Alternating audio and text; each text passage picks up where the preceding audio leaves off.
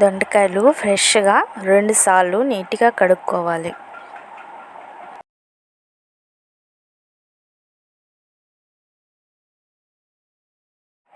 వీటిని రౌండ్గా కట్ చేసుకోవాలండి. రౌండ్గా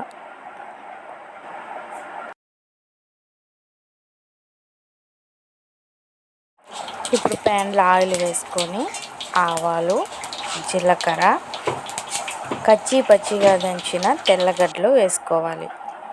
కొంచెం కరివేపాకు కూడా వేసుకోవాలి.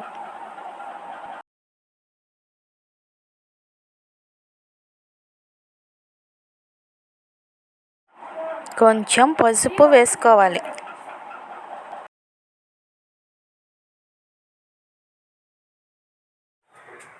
ఇప్పుడు మనం రౌండ్గా కట్ చేసుకున్న దొండకాయలను వేసుకోవాలి. బాగా కలుపుకోవాలి. రుచికి సరిపడే సాల్ట్ వేసుకోవాలండి.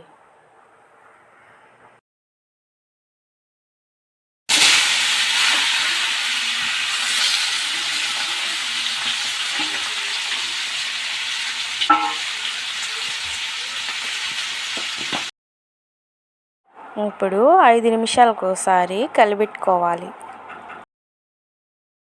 ఇప్పుడు చివరగా మిరప్పొడి వేసుకోవాలి. లాస్ట్లో మిరప్పొడి వేసుకొని ఒక 2 నిమిషాల పాటు బాగా వేయించుకోవాలి. కారం వాసన పోయేంత వరకు.